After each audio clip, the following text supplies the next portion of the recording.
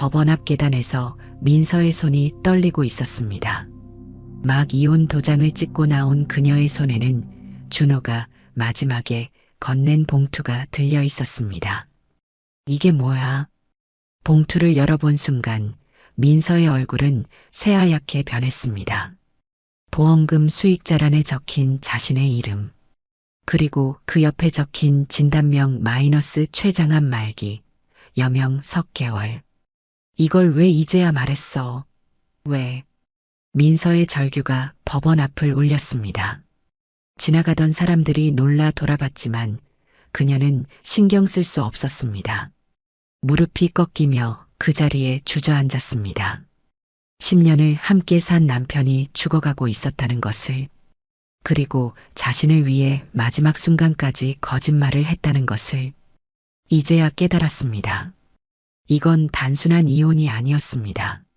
사랑하는 사람의 마지막 선물이었습니다. 그렇다면 이 모든 일은 어떻게 시작되었을까요? 석 달 전으로 돌아가 보겠습니다. 월요일 아침 7시. 민서는 늘 그렇듯 알람이 울리기 전에 눈을 떴습니다. 옆자리는 이미 비어 있었습니다. 준호는 언제부터인가 그녀보다 일찍 일어나 혼자 아침을 해결하고 나가는 게 습관이 되었습니다. 지우야, 일어나야지. 8살 아들 지우를 깨우며 민서는 작은 한숨을 내쉬었습니다. 아이는 엄마의 목소리에 몸을 뒤척이더니 이불 속으로 더 깊숙이 파고들었습니다. 엄마, 5분만 더. 안 돼. 지각하면 선생님한테 혼나잖아. 부엌에서는 이미 준호가 떠난 흔적이 남아 있었습니다. 설거지는 되어 있지만 찬물로만 대충 헹군 흔적이 역력했습니다. 민서는 다시 한번 설거지를 하며 속으로 중얼거렸습니다. 이럴 거면 왜 설거지를 하는 거야? 지우의 도시락을 싸면서 민서는 냉장고 메모판을 바라봤습니다. 준호의 글씨로 적힌 늦을 예정이라는 쪽지가 붙어 있었습니다. 언제 적었는지도 모르겠습니다. 요즘 준호는 이런 식으로만 소통했습니다. 엄마, 아빠는? 아빠는 일찍 나가셨어. 요즘 아빠 일찍 나가네. 나랑 아침도 안 먹고. 지우의 말에 민서는 답하지 못했습니다. 정확히 언제부터였을까요? 남편이 자신을 피하기 시작한 게 처음에는 바쁜 일 때문이라고 생각했습니다. 하지만 이제는 확신할 수 있었습니다. 준호가 의도적으로 자신과의 접촉을 피하고 있다는 것을. 회사로 향하는 지하철 안에서 민서는 휴대폰을 들여다봤습니다. 준호와의 마지막 메시지는 사흘 전이었습니다. 그것도 지우 학원비 계좌 이체했어라는 사무적인 내용이었습니다. 결혼 초기에는 하루에도 몇 번씩 안부 메시지를 주고받았는데 이제는 한 달에 서너 번이 전부였습니다. 그것도 아이나 집안일에 관한 것뿐이었습니다. 점심시간 절친한 친구 혜진이 회사 근처 카페로 나와달라고 연락했습니다. 변호사인 혜진은 바쁜 일정에도 불구하고 종종 민서를 챙겨줬습니다. 요즘 어때? 표정이 안 좋던데. 혜진의 직설적인 물음에 민서는 쓴웃음을 지었습니다. 그렇게 티가 나? 10년 넘게 알고 지낸 사이인데 안 날 수가 있어? 준호 오빠랑 또 싸웠어? 싸우지도 않아. 그냥 남남처럼 지내고 있어. 민서는 최근 몇 달간의 상황을 혜진에게 털어놓았습니다. 대화 없는 식사 시간, 각방 생활, 아이 앞에서도 어색한 분위기. 그럼 대화를 해봐야지. 뭐가 문제인지. 시도해봤어. 근데 준호가 계속 피해. 무슨 일 있냐고 물어봐도 별일 없다. 바빠서 그렇다. 이런 식으로만 답하고. 혜진은 잠시 생각에 잠기더니 조심스럽게 말했습니다. 혹시 다른 여자라도 생긴 건 아닐까? 민서의 손이 커피잔을 쥔 채로 멈췄습니다. 생각하지 않으려 했던 가능성이었습니다. 그런 사람 아니야. 사람 일은 모르는 거야. 10년을 같이 살았어도. 카페를 나서면서 혜진의 말이 계속 머릿속을 맴돌았습니다. 정말 준호에게 다른 여자가 생긴 걸까요? 아니면 다른 이유가 있는 걸까요? 저녁 시간 민서는 평소보다 일찍 퇴근해서 준호가 좋아하는 된장찌개를 끓였습니다. 오랜만에 함께 식사하며 대화를 시도해 보려는 마음이었습니다. 8시가 넘어서야 준호가 돌아왔습니다. 현관문을 여는 소리가 평소보다 조심스러웠습니다. 왔어? 응. 짧은 대답과 함께 준호는 곧바로 방으로 향했습니다. 저녁 같이 먹을래? 된장찌개 끓였어. 아, 미안. 밖에서 먹고 왔어. 거짓말이었습니다. 민서는 알 수 있었습니다. 준호의 가방에서 편의점 삼각김밥 포장지가 비치고 있었으니까요. 그날 밤 민서는 침대에 누워 천장을 바라보며 생각했습니다. 이 결혼 생활이 더 이상 의미가 있을까? 서로를 사랑했던 그 마음은 어디로 간 걸까? 모르고 있었습니다. 바로 옆방에서 준호도 똑같이 천장을 바라보며 눈물을 흘리고 있다는 것을, 그리고 그 눈물의 이유가 사랑의 부재가 아니라 너무 깊은 사랑 때문이라는 것을. 그로부터 일주일 후 민서는 우연히 준호의 병원 진료 영수증을 발견했습니다. 빨래를 하려고 준호의 바지 주머니를 뒤지다가 나온 것이었습니다. 연세대학교 세브란스병원 마이너스 소화기내과. 날짜는 지난주 화요일. 준호가 회사에 있다고 했던 그날이었습니다. 민서의 가슴이 두근거리기 시작했습니다. 왜 병원에 갔을까요? 그것도 소화기내과에. 여보. 마침 퇴근한 준호를 불러봤습니다. 준호는 현관에서 신발을 벗으며 대답했습니다. 응. 지난주에 몸이 안 좋았어? 병원 갔다던데. 준호의 손이 잠시 멈췄습니다. 그리고는 아무렇지 않다는 듯 말했습니다. 아, 그냥 소화 안 돼서. 스트레스성이래. 심각한 건 아니야? 아니야. 별거 아니야. 하지만 민서는 느낄 수 있었습니다. 준호의 목소리에 섞인 불안감을, 그리고 자신의 시선을 피하려는 몸짓을. 그날 밤 민서는 준호가 잠든 줄 알고 조용히 일어났습니다. 화장실에 가려다가 준호의 서재를 지나게 되었는데 그곳에서 작은 불빛이 새어나오고 있었습니다. 문틈으로 살짝 들여다보니 준호가 컴퓨터 앞에 앉아 있었습니다. 화면에는 어떤 의료 사이트가 떠 있었습니다.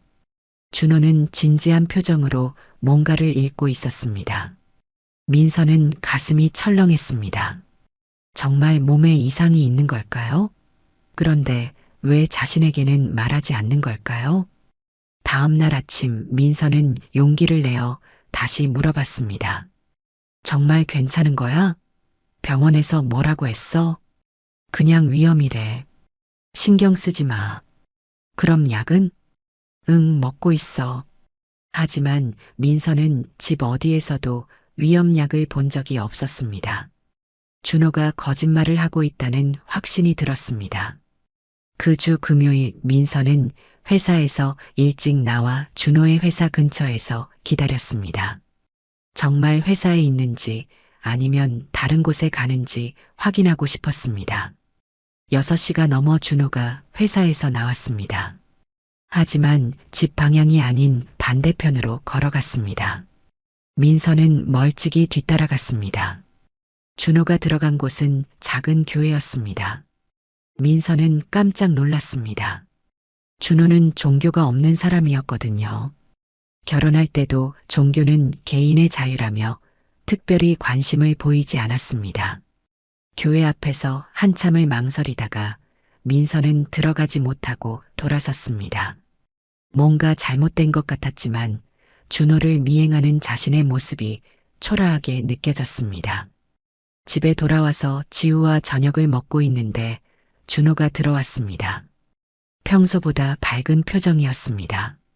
아빠 어디 갔다 왔어? 늦었네. 지우의 물음에 준호는 잠시 주저하더니 대답했습니다. 아빠가. 요즘 마음이 힘들어서 교회에 다니기 시작했어. 민서는 수저를 놓고 준호를 바라봤습니다. 교회? 응. 회사 선배가 추천해줘서. 왜 말 안 했어? 그냥 혼자 다니고 싶어서. 그날 밤 민서는 혜진에게 전화했습니다. 언니, 나 진짜 모르겠어. 준호가 너무 이상해. 어떻게? 민서는 최근 일들을 모두 털어놓았습니다. 병원 방문, 거짓말, 갑작스러운 교회 다니기까지. 뭔가 숨기고 있는 게 분명해. 그런데 나한테는 절대 말 안 하려고 해. 혜진은 한참 듣고 나서 말했습니다. 민서야, 솔직히 말할게. 이 상황에서는 두 가지 가능성이 있어. 하나는 정말 몸이 안 좋은 거고, 다른 하나는 바람을 피우고 있는 거야. 그래서 죄책감에 교회에 다니는 거일 수도 있고, 민서의 머릿속이 복잡해졌습니다. 어떤 게 진실일까요? 주말, 준호는 또 나간다고 했습니다. 교회 모임이 있다면서요. 민서는 지우와 함께 집에 남았습니다. 엄마랑 아빠 왜 요즘 말 안 해? 지우의 순진한 질문에 민서는 할 말을 잃었습니다. 아니야. 말하고 있어. 아니야. 예전에는 많이 웃었는데 요즘엔 안 웃어. 우리 가족 이상해졌어. 8살 아이도 느낄 정도로 집안 분위기가 달라졌다는 것을 깨달았습니다. 민서는 지우를 안아주며 말했습니다. 엄마 아빠가 조금 힘든 시간을 보내고 있어. 곧 괜찮아질 거야. 하지만 민서 자신도 확신할 수 없었습니다. 일요일 저녁 준호가 돌아왔을 때 민서는 결심했습니다. 더 이상 이렇게 지낼 수는 없다고. 우리 얘기 좀 해야 할 것 같아. 준호는 잠시 망설이더니 고개를 끄덕였습니다. 지우 재우고 나서 아이를 재운 후 거실에서 마주 앉았습니다. 어색한 침묵이 흘렀습니다. 최근에 왜 이래? 뭐가 문제야? 민서의 직접적인 질문에 준호는 고개를 숙였습니다. 문제 없어. 문제 없기는. 우리 몇 달째 제대로 대화 한 번 안 했잖아. 병원도 혼자 가고 교회도 혼자 다니고 나는 남편이 아니야? 그런 게 아니야. 그럼 뭐야? 말해봐. 준호는 오랫동안 말이 없었습니다. 그리고 마침내 입을 열었습니다. 민서야, 미안해. 내가 요즘 많이 힘들어. 뭐가 힘든데? 나한테 말해. 말할 수 없어. 왜 말할 수 없어? 우린 부부잖아. 준호의 눈에 눈물이 맺히는 것을 민서는 놓치지 않았습니다. 하지만 준호는 끝내 말하지 않았습니다. 정말 말 안 할 거야? 응. 그 순간 민서는 깨달았습니다. 이 결혼은 더 이상 지속될 수 없다는 것을. 서로를 믿지 못하는 부부가 무슨 의미가 있을까요? 그럼 우리 이혼하는 게 나을 것 같아. 준호의 얼굴이 순간 일그러졌습니다. 마치 큰 충격을 받은 것처럼. 민서야. 아니야.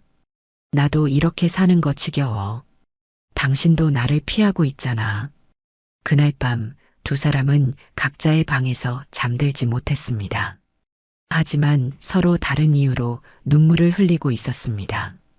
월요일 아침 민서는 혜진의 법무법인으로 향했습니다. 주말 내내 고민한 끝에 내린 결정이었습니다. 더 이상 이런 식으로는 살 수 없다고 판단했습니다. 정말 이혼할 거야? 혜진은 민서의 얼굴을 자세히 들여다보며 물었습니다. 응, 결정했어. 혹시 준호 오빠가 뭔가 숨기고 있는 게 바람 피우는 거면 용서할 수도 있잖아. 용서의 문제가 아니야. 나를 믿지 않는 사람과는 같이 살 수 없어. 혜진은 한숨을 쉬며 서류를 꺼냈습니다. 알겠어. 그럼 일단 협의 이혼부터 시도해보자. 준호 오빠가 동의하면 간단하게 끝날 수 있어. 동의할까? 모르지. 해봐야 알겠지. 그날 저녁 민서는 준호에게 이혼 서류를 내밀었습니다. 지우는 친구 집에서 자기로 했기 때문에 둘만 있었습니다. 이게 뭐야? 이혼 서류야. 서명해줘. 준호는 서류를 받아들고는 한참 동안 들여다봤습니다. 민서는 준호가 반대하거나 화를 낼 거라고 예상했습니다. 하지만 준호의 반응은 전혀 달랐습니다. 알겠어. 뭐? 서명할게. 민서는 귀를 의심했습니다. 이렇게 쉽게 동의할 줄은 몰랐습니다. 정말? 응. 내가 그렇게 원한다면. 준호는 서류에 서명을 하기 시작했습니다. 그 모습을 보며 민서는 이상한 기분이 들었습니다. 섭섭함과 안도감이 동시에 밀려왔습니다. 양육권은 어떻게 할까? 내가 가져. 양육비는 매달 200만 원씩 보낼게. 지우 대학교 졸업할 때까지. 준호는 모든 조건을 민서에게 유리하게 제시했습니다. 마치 미리 준비해둔 것처럼 말입니다. 집은 내가 계속 살아. 대출금은 내가 갚을게. 민서는 점점 이상해졌습니다. 보통 이혼할 때는 재산 분할 때문에 싸우기 마련인데 준호는 모든 것을 포기하는 것 같았습니다. 왜 이렇게 쉽게 동의해? 뭔가 꾸미고 있는 거야? 아니야. 그냥 내가 행복했으면 좋겠어. 준호의 목소리에는 깊은 슬픔이 묻어 있었습니다. 하지만 민서는 그것을 준호의 연기라고 생각했습니다. 서류 작성을 마친 후 준호는 민서에게 말했습니다. 한 가지 부탁이 있어. 뭔데? 이혼하기 전에 지우랑 여행 한번 다녀와도 될까? 마지막으로. 민서는 잠시 망설였습니다. 하지만 지우를 위해서라도 좋을 것 같았습니다. 어디로? 제주도. 지우가 바다 보고 싶다고 했거든. 언제? 다음 주말. 이틀만. 알겠어. 그 주 내내 준호의 행동은 더욱 이상해졌습니다. 평소보다 지우에게 더 많은 관심을 보였습니다. 매일 아침 도시락을 싸주고 저녁에는 함께 숙제를 도와줬습니다. 아빠, 왜 요즘 이렇게 잘해줘? 지우의 질문에 준호는 미소를 지으며 답했습니다. 원래 잘해줬잖아. 아니야. 요즘이 더 잘해줘. 민서는 이런 모습을 보며 복잡한 심정이었습니다. 이혼을 결정한 것이 맞는 건지 자꾸 의문이 들었습니다. 목요일 밤 민서는 준호가 또 늦게 들어오는 것을 보았습니다. 요즘 준호는 거의 매일 늦었습니다. 어디 갔다 왔어? 교회. 매일 교회에 뭘 하러 가? 기도해. 뭘 기도해? 준호는 잠시 망설이더니 답했습니다. 지우가 행복했으면 좋겠다고. 그리고 너도. 민서는 준호의 대답에 뭔가 이상함을 느꼈습니다. 왜 자신의 행복은 빠뜨리는 걸까요? 금요일 준호는 지우와 함께 제주도로 떠났습니다. 공항까지 배웅을 나간 민서는 준호의 모습에서 묘한 슬픔을 감지했습니다. 잘 다녀와. 응. 걱정하지 마. 지우 잘 챙겨. 당연하지. 준호는 지우의 손을 잡고 출발 게이트로 향했습니다. 그때 지우가 뒤돌아보며 손을 흔들었습니다. 엄마, 선물 사올게. 응, 조심히 다녀와. 그 모습을 보며 민서는 갑자기 울컥했습니다. 이게 마지막 일 수도 있다는 생각이 들었습니다. 주말 동안 민서는 혼자 집에 있으면서 많은 생각을 했습니다. 정말 이혼이 답일까요? 준호가 무엇을 숨기고 있든 대화로 해결할 수는 없을까요? 일요일 저녁 준호와 지우가 돌아왔습니다. 지우는 신나서 여행 이야기를 늘어놓았습니다. 엄마, 아빠랑 바다에서 많이 놀았어. 그런데 아빠가 자꾸 울었어. 울었다고? 민서는 준호를 바라봤습니다. 준호는 당황한 듯 지우를 바라봤습니다. 아빠가 왜 울었는데? 모르겠어. 바다 보면서 계속 울었어. 나도 같이 울었어. 그날 밤 지우를 재운 후 민서는 준호에게 물었습니다. 제주도에서 왜 울었어? 지우가 그런 말을 했구나. 왜 울었냐고. 준호는 한참 침묵하다가 말했습니다.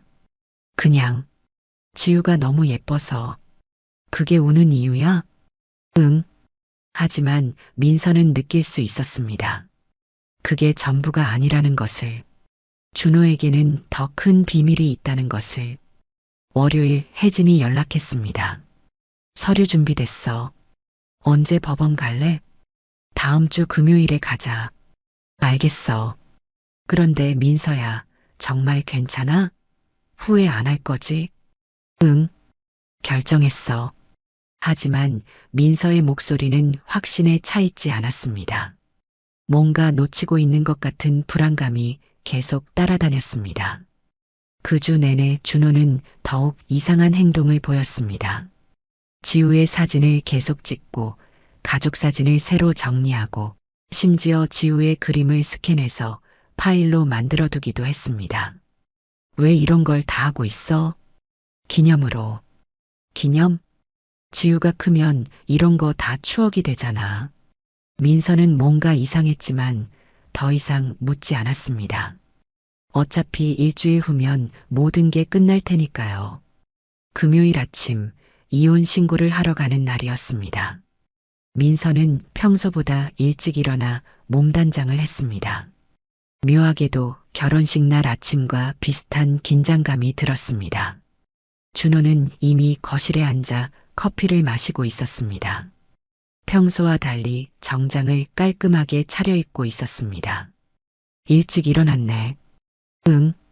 잠이 안 와서. 두 사람은 어색한 침묵 속에서 각자 아침을 해결했습니다. 지우는 학교에 간 상태였습니다. 어젯밤 민서가 엄마 아빠가 중요한 일로 나간다고만 말해뒀습니다. 법원으로 향하는 차 안에서도 대화는 없었습니다. 준호가 운전하고 민서가 조수석에 앉았습니다. 마치 처음 만난 사람들처럼 어색했습니다. 민서야. 한참 후에 준호가 입을 열었습니다. 응. 나중에. 지우가 아빠 얘기 물어보면 나쁘게 말하지 마. 당연하지. 바보야. 그리고 고마웠어. 10년 동안. 민서는 창밖을 바라보며 답했습니다. 나도. 법원에 도착했을 때 혜진이 이미 기다리고 있었습니다. 늦었네? 미안. 좀 막혔어. 서류 다 가져왔지? 민서가 가방에서 서류를 꺼내는데 준호의 휴대폰이 울렸습니다. 잠깐만. 준호는 전화를 받으며 조금 떨어진 곳으로 갔습니다. 목소리가 작아서 내용은 들리지 않았지만 표정이 심각해지는 것을 민서는 놓치지 않았습니다. 누구야? 전화를 끊고 돌아온 준호에게 혜진이 물었습니다. 동현이. 동현은 준호의 대학 동기이자 절친한 친구였습니다. 의사였는데 결혼식 때 주례를 서줬을 정도로 가까운 사이였습니다. 무슨 일이야? 그냥 안부 묻는 거야. 하지만 준호의 표정은 그렇지 않았습니다. 뭔가 급한 일인 것 같았습니다. 먼저 들어가 있을게. 준호는 다시 전화를 걸며 밖으로 나갔습니다. 민서와 혜진은 법원 안으로 들어갔습니다. 준호 오빠 표정이 이상하던데? 요즘 계속 그래. 뭔가 숨기고 있는 것 같아. 10분 후에 준호가 들어왔습니다. 얼굴이 창백해져 있었습니다. 괜찮아? 민서의 물음에 준호는 억지로 미소를 지었습니다. 응, 괜찮아. 이혼 신고 절차는 생각보다 간단했습니다. 서류를 제출하고 간단한 확인 절차를 거친 후 도장을 찍으면 끝이었습니다. 정말 하실 거예요? 담당 공무원이 마지막으로 확인했습니다. 네. 민서가 먼저 대답했습니다. 준호는 잠시 망설이는 것 같더니 고개를 끄덕였습니다. 네. 도장을 찍는 순간 10년간의 결혼 생활이 끝났습니다. 민서는 이상한 기분이었습니다. 후련함보다는 허전함이 더 컸습니다. 법원을 나오면서 준호가 민서에게 봉투 하나를 건넸습니다. 이게 뭐야? 그냥 나중에 봐. 지금 보면 안 돼? 나중에. 준호의 목소리에는 간절함이 묻어 있었습니다. 민서는 봉투를 받아 가방에 넣었습니다. 그럼 이제 정말 끝인 거야? 응. 지우는 어떻게 할까? 주말에는 내가 데리고 나올게. 미리 연락하고. 알겠어. 두 사람은 각자 다른 방향으로 걸어갔습니다.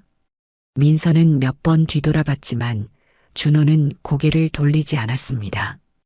혜진과 함께 카페에 앉아 있는데 민서의 휴대폰이 울렸습니다. 모르는 번호였습니다. 여보세요? 혹시 민서 씨 맞나요?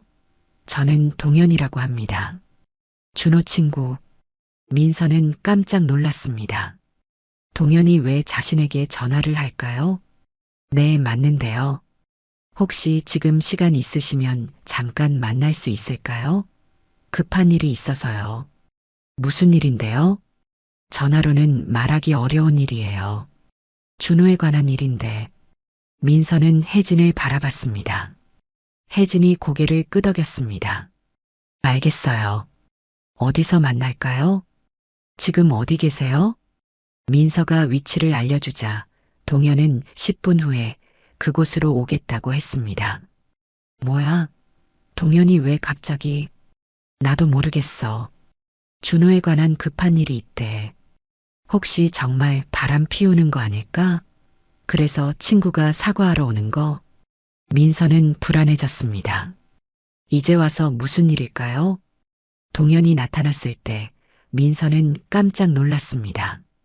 평소 밝고 유쾌했던 동현의 모습과는 전혀 달랐습니다. 얼굴이 심각하고 초조해 보였습니다. 안녕하세요. 갑자기 연락드려서 죄송합니다. 괜찮아요. 무슨 일인지 궁금해서요. 동현은 잠시 망설이더니 혜진을 바라봤습니다. 혹시 둘만 얘기할 수 있을까요? 혜진이 자리를 비워주자 동현은 민서에게 조심스럽게 말했습니다. 민서 씨, 준호가 뭔가 말한 거 없나요? 요즘에. 뭐요? 몸, 건강에 관한 얘기요.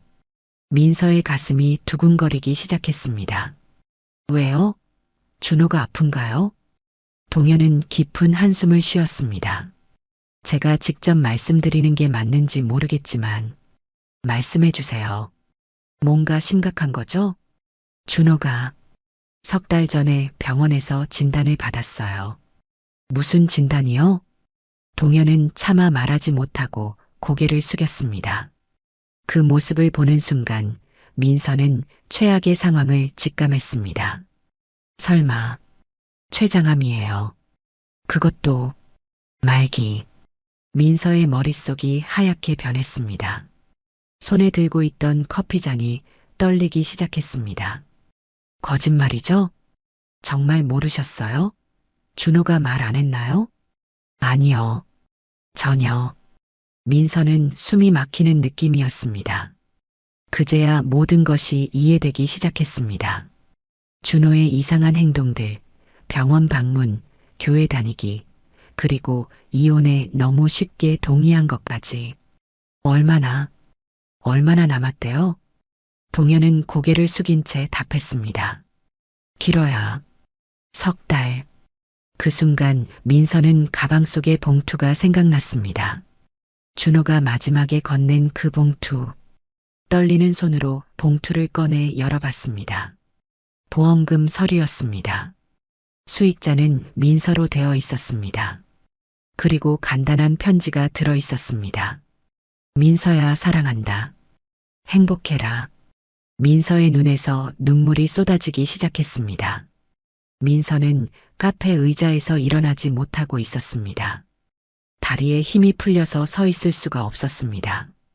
동현이 건넨 물티슈로 눈물을 닦으면서도 계속 흐르는 눈물을 멈출 수 없었습니다. 왜 말 안 했어요? 왜 저한테 말 안 했냐고요? 민서의 목소리가 카페 안에 울려 퍼졌습니다. 다른 손님들이 놀라서 쳐다봤지만 민서는 신경 쓸 여유가 없었습니다. 준호가 말하지 말라고 했어요. 절대로.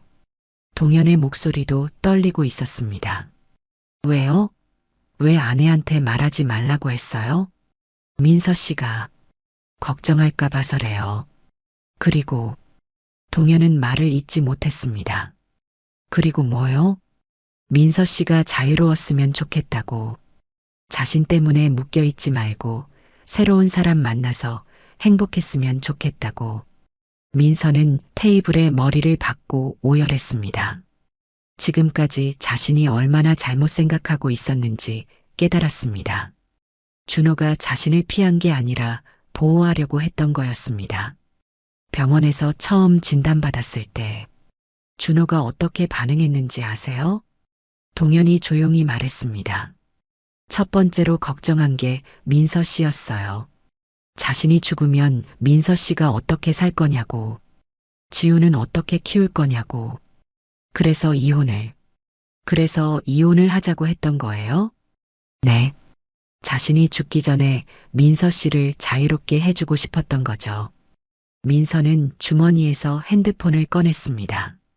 떨리는 손으로 준호의 번호를 눌렀습니다. 하지만 전화는 꺼져 있었습니다. 지금 어디 있을까요? 글쎄요. 아마 병원에 있을 거예요. 오늘 치료받는 날이거든요. 어느 병원이요? 세브란스 병원 암센터. 민서는 벌떡 일어났습니다. 가봐야겠어요. 민서 씨, 진정하세요. 지금 너무 흥분한 상태라. 진정이 돼요? 남편이 죽어가고 있는데 진정이 돼요? 민서는 카페를 뛰쳐나갔습니다. 혜진이 뒤따라 나왔습니다. 민서야, 차는 내가 운전할게. 아니야, 괜찮아. 괜찮기는. 지금 운전할 상태가 아니야. 혜진이 강제로 운전석에 앉았습니다.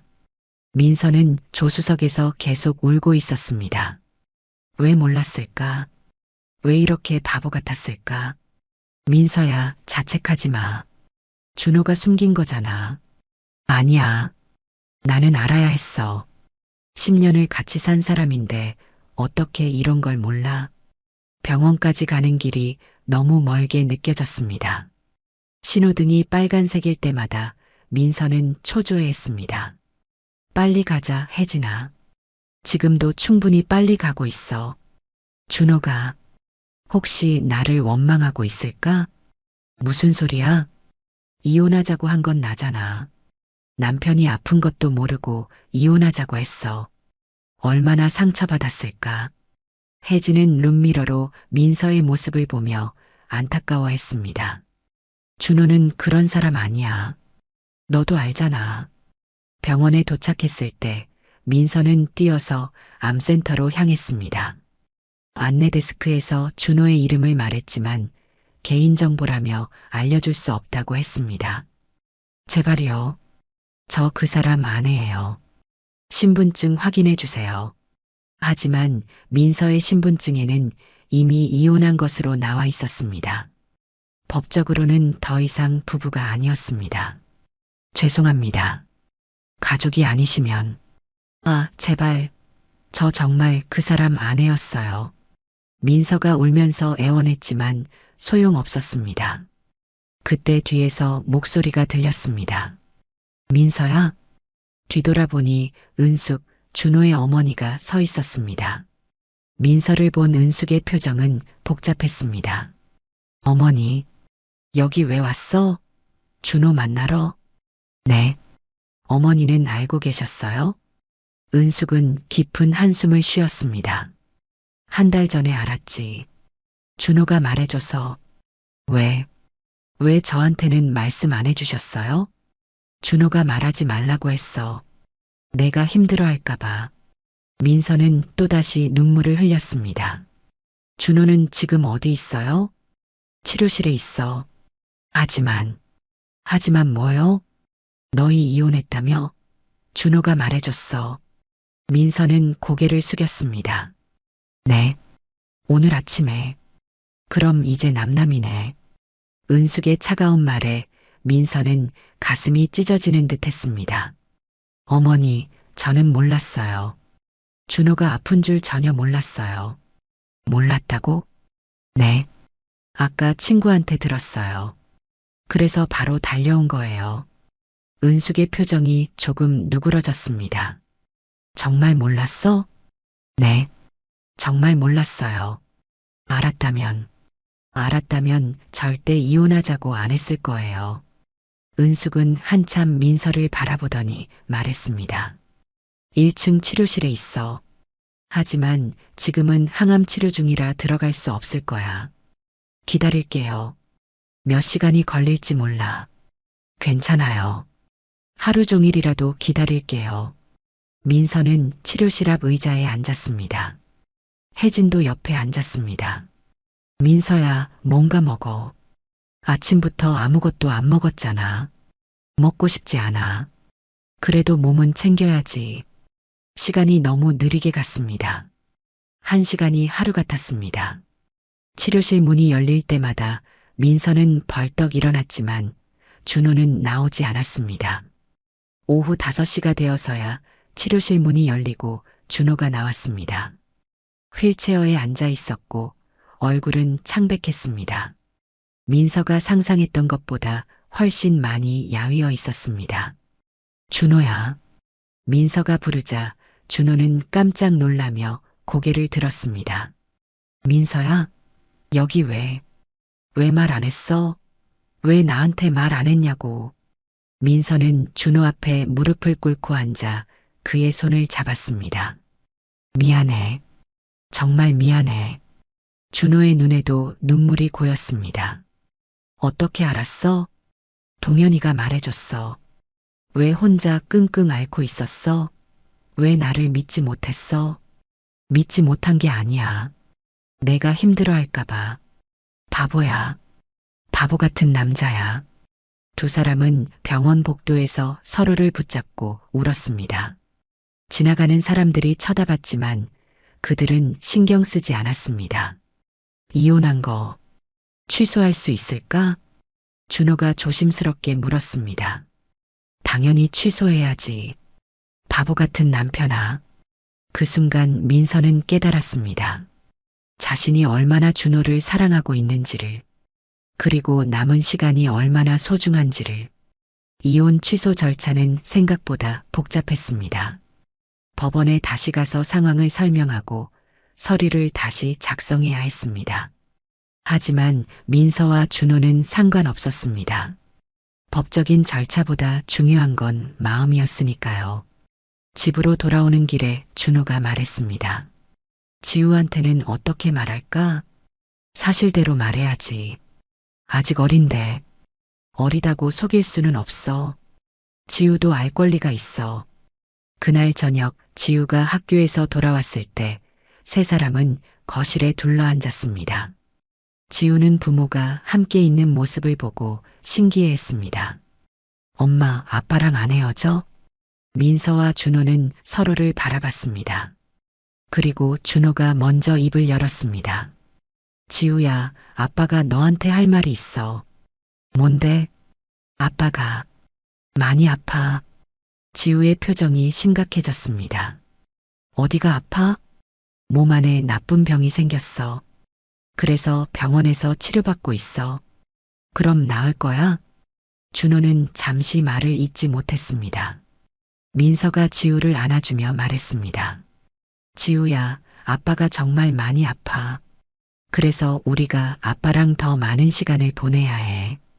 아빠가 죽는 거야? 8살 아이의 직설적인 질문에 두 어른은 할 말을 잃었습니다. 지우야, 텔레비전에서 봤어. 암에 걸리면 죽는다고. 준호는 지우를 무릎에 앉히고 안아주었습니다. 지우야, 아빠가 너를 정말 많이 사랑한다는 거 알지? 응. 그 사랑은 절대 없어지지 않아. 아빠가 어디에 있든지. 지우는 아직 완전히 이해하지 못하는 것 같았지만 뭔가 심각한 상황이라는 건 알고 있었습니다. 아빠 아프지 마. 응. 아프지 않으려고 노력할게. 그날 밤부터 민서와 준호는 지우와 함께 같은 방에서 잤습니다. 마치 신혼 초기로 돌아간 것 같았습니다. 하지만 그때와는 달리 시간의 소중함을 절실히 느끼고 있었습니다. 준호의 병은 빠르게 진행되고 있었습니다. 치료를 받고 있지만 완치는 어려운 상황이었습니다. 의사는 기적이 일어나지 않는 한 석 달을 넘기기 어렵다고 말했습니다. 하지만 이상하게도 집안 분위기는 전보다 밝아졌습니다. 준호는 더 이상 비밀을 숨기지 않아도 되니까 마음이 편해 보였고, 민서는 준호와 보내는 매 순간을 소중히 여겼습니다. 여보, 하고 싶은 일 있어? 어느 날 아침 민서가 물었습니다. 글쎄, 가족여행? 어디로? 지우가 가고 싶어 하는 곳. 디즈니랜드. 일본까지 갈 수 있을까? 몸이 괜찮을까? 의사 선생님이 괜찮다고 했어. 오히려 스트레스 해소에 좋다고. 그 주 토요일 세 가족은 도쿄 디즈니랜드로 떠났습니다. 준호는 휠체어를 타고 다녔지만 표정만큼은 밝았습니다. 아빠, 저거 타자.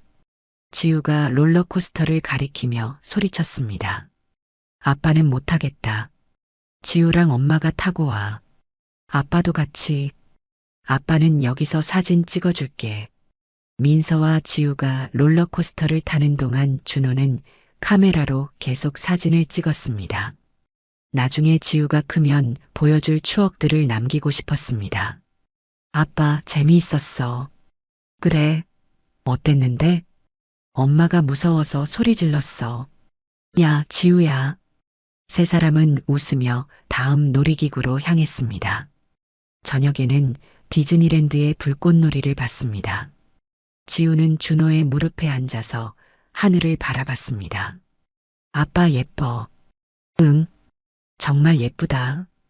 준호는 지우를 안으면서 민서의 손을 잡았습니다. 이런 순간이 영원했으면 좋겠다고 생각했습니다. 여보. 응? 고마워. 뭐가? 이렇게 행복한 시간 만들어줘서. 민서의 눈에 눈물이 맺혔습니다. 바보야. 당연한 거지. 한국에 돌아온 후 준호의 상태가 조금씩 나빠졌습니다. 병원에 입원하는 날이 많아졌습니다. 하지만 민서는 매일 병원에 가서 준호 곁에 있었습니다. 회사는 괜찮아? 휴직했어. 그러면 안 되는데. 지금 일이 중요해? 당신이 더 중요하지. 지우도 매일 병원에 왔습니다. 학교가 끝나면 곧바로 병원으로 달려와서 아빠에게 하루 있었던 일을 이야기해 줬습니다. 아빠, 오늘 받아쓰기에서 100점 받았어. 정말? 우리 지우 최고다. 그리고 선생님이 아빠 빨리 나으라고 인사 전해달래. 선생님께 감사하다고 말해줘. 어느 날 준호가 민서에게 말했습니다. 여보, 부탁이 있어. 뭔데? 내가 만약에 못 일어나게 되면 지우를 잘 키워줘. 무슨 소리야? 당신이 키우는 거야. 그리고 다른 좋은 사람 만나서 행복해. 지금 무슨 소리 하는 거야? 그런 말하지 마. 민서야, 현실을 받아들여야 해. 민서는 준호의 손을 꽉 잡았습니다. 아니야. 기적이 일어날 거야. 의사들도 가끔 틀리잖아. 민서야. 안 들어. 그런 말 더하면 화낼 거야. 준호는 씁쓸하게 웃었습니다. 민서의 그런 모습이 고마우면서도 안타까웠습니다. 그날 밤 준호는 지우가 잠든 사이에 편지를 썼습니다. 지우가 커서 읽어보라고 남겨주는 편지였습니다. 지우야, 아빠가 너를 얼마나 사랑하는지 알지? 아빠는 항상 너와 함께 있을 거야. 내가 슬플 때도 기쁠 때도 힘들 때도 하늘에서 지켜보고 있을게. 편지를 쓰면서 준호의 눈에서 눈물이 떨어졌습니다. 지우와 더 많은 시간을 보내지 못하는 게 가장 후회되었습니다. 12월이 되자 준호의 상태가 급격히 나빠졌습니다. 이제는 거의 병상에서만 시간을 보내야 했습니다. 음식도 제대로 넘기기 어려워졌고 말하는 것조차 힘들어 했습니다.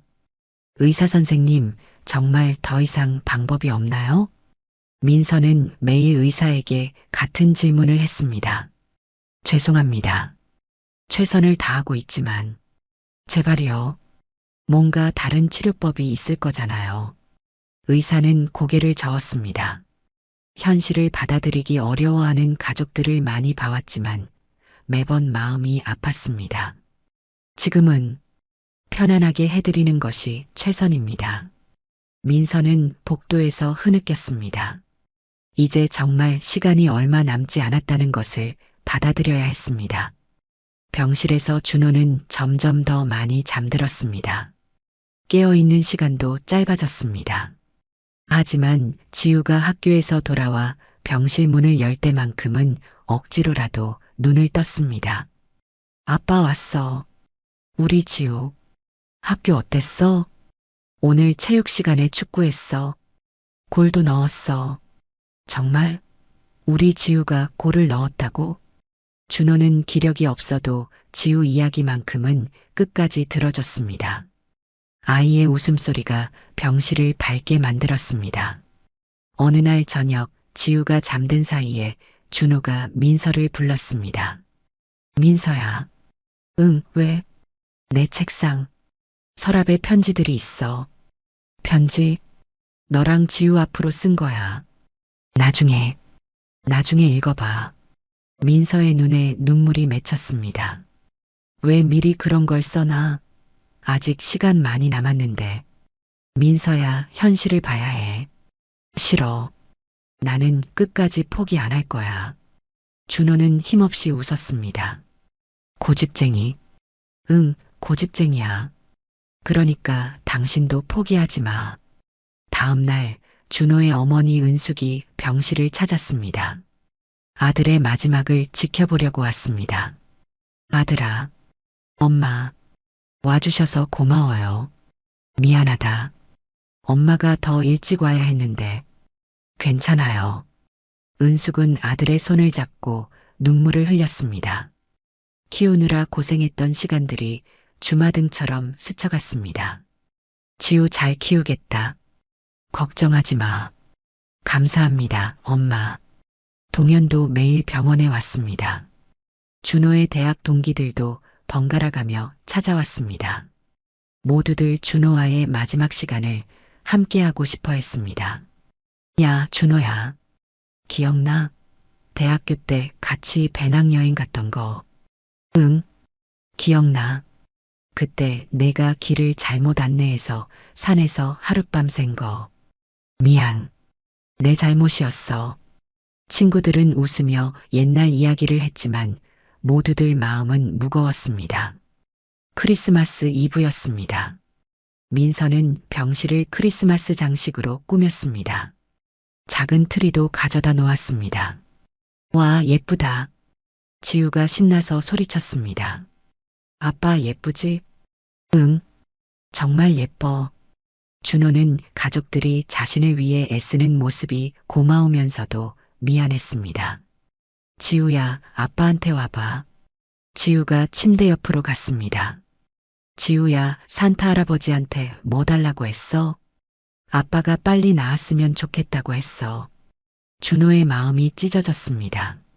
그래, 산타 할아버지가 들어주실 거야. 정말? 응, 분명히.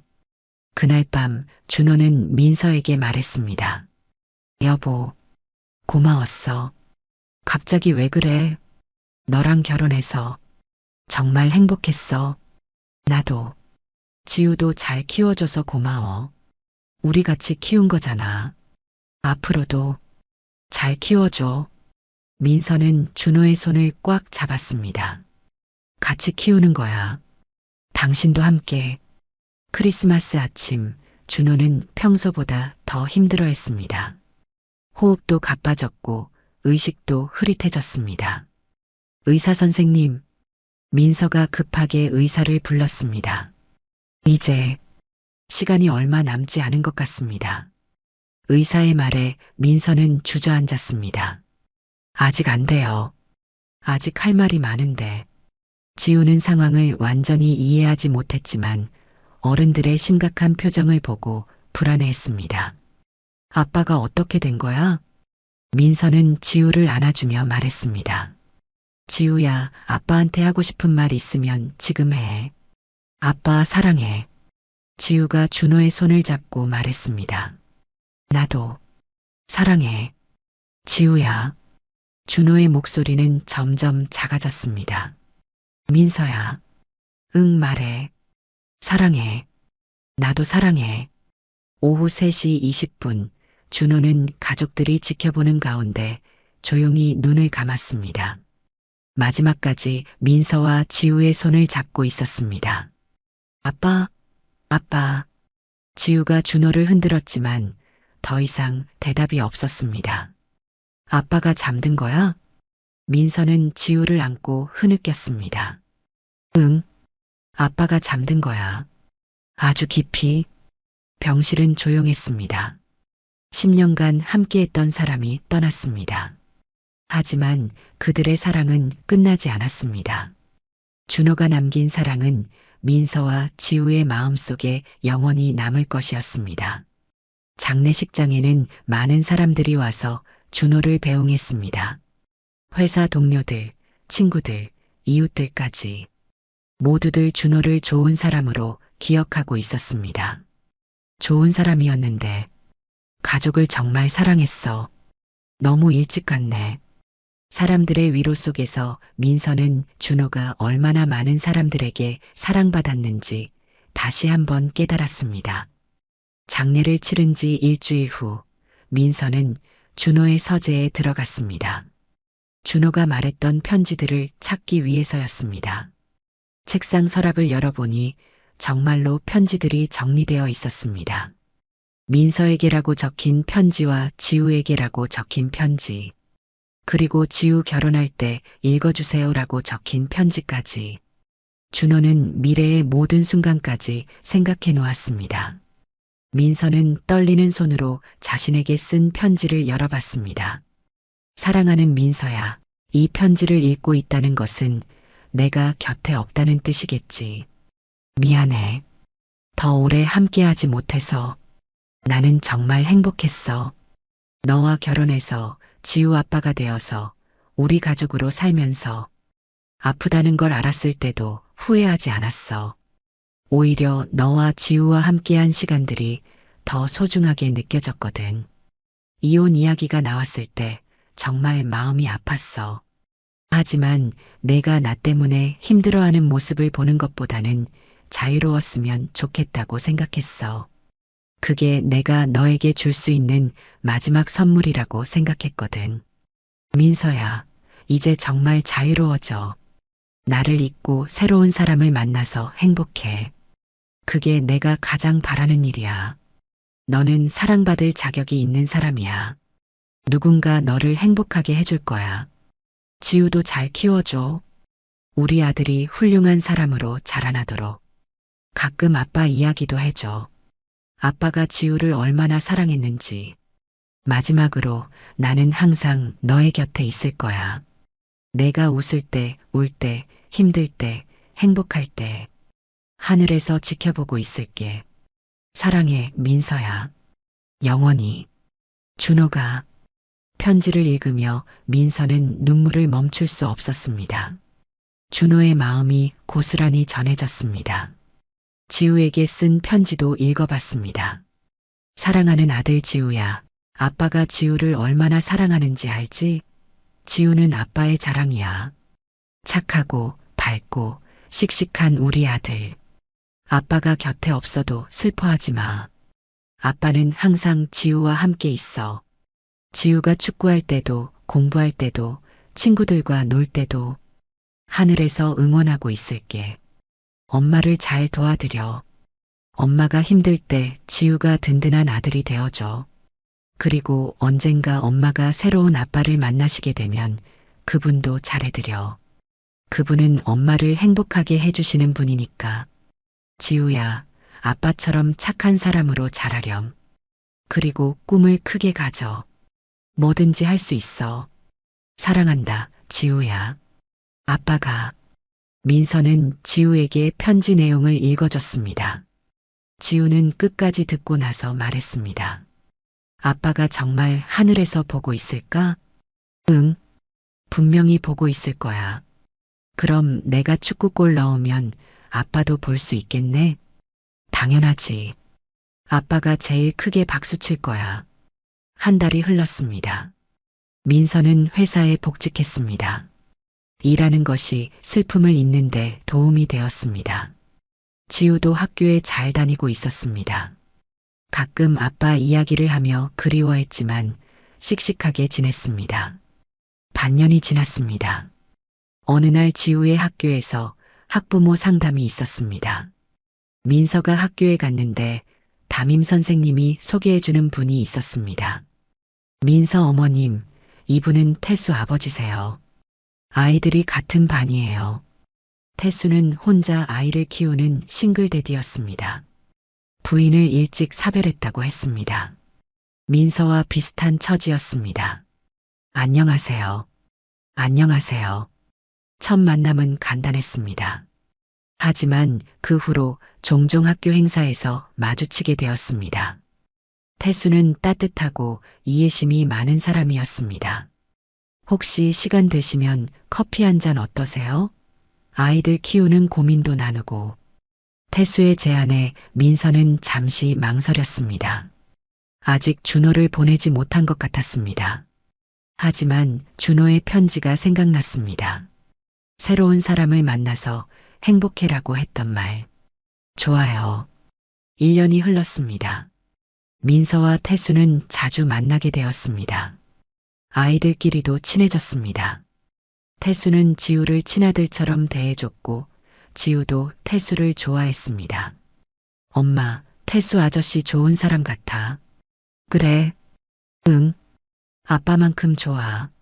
지우의 말에 민서는 놀랐습니다. 아이가 이렇게 받아들일 줄은 몰랐습니다. 지우야, 태수 아저씨가 우리 가족이 되면 어떨까? 좋아. 그럼 나도 형이 생기는 거야? 태수에게는 아들이 하나 있었습니다. 지우보다 2살 많았습니다. 그해 가을 민서와 태수는 조용히 결혼식을 올렸습니다. 가족들과 가까운 친구들만 참석한 작은 결혼식이었습니다. 결혼식 전날 밤 민서은 준호의 사진 앞에 앉았습니다. 여보, 내가 다른 사람과 결혼해도 괜찮을까? 당신이 원했던 일이지만 막상 하려니까 마음이 복잡해. 마치 준호가 대답하는 것 같았습니다. 행복해라. 그게 내가 바라는 일이야. 결혼식 당일 이상한 일이 일어났습니다. 하늘에서 눈이 내린 것입니다. 계절에 맞지 않는 눈이었습니다. 와, 눈이다. 지우가 신나서 소리쳤습니다. 아빠가 축하해 주는 거야. 민서가 말하자 태수도 고개를 끄덕였습니다. 준호 형이 축복해 주시는 것 같네요. 그날 이후 민서는 정말 행복했습니다. 태수는 준호만큼이나 따뜻한 사람이었습니다. 지우도 새 아빠와 형과 함께 행복하게 지냈습니다. 가끔 지우가 물었습니다. 엄마, 아빠는 지금 행복할까? 당연하지. 우리가 행복하니까 아빠도 행복할 거야. 그럼 됐다. 지우는 이제 12살이 되었습니다. 축구를 잘하는 씩씩한 소년으로 자랐습니다. 가끔 친아빠 이야기를 하지만 슬퍼하지는 않습니다. 대신 자랑스러워합니다. 우리 아빠는 하늘에서 나를 지켜보고 있어. 어느 일요일 오후 가족들이 함께 공원에 나들이를 갔습니다. 지우가 축구공을 차며 뛰어다니는 모습을 보며 민서는 생각했습니다. 준호가 바라던 대로 되었구나. 지우는 행복하게 자라고 있고 자신도 새로운 사랑을 찾았으니까요. 하늘을 올려다보니 구름 사이로 햇살이 비치고 있었습니다. 마치 준호가 미소 짓고 있는 것 같았습니다. 고마워, 여보. 이렇게 좋은 사람 보내줘서. 민서는 마음속으로 준호에게 말했습니다. 바람이 불어와 민서의 머리카락을 스쳤습니다. 마치 준호가 쓰다듬어 주는 것 같았습니다. 준호의 사랑은 끝나지 않았습니다. 민서와 지우의 행복 속에서 계속 이어지고 있었습니다. 그것이 준호가 남긴 가장 큰 선물이었습니다. 사랑은 죽음보다 강합니다. 진정한 사랑은 사람을 떠나보내면서도 그 사람의 행복을 바라는 것이니까요. 준호의 사랑이 바로 그런 사랑이었습니다.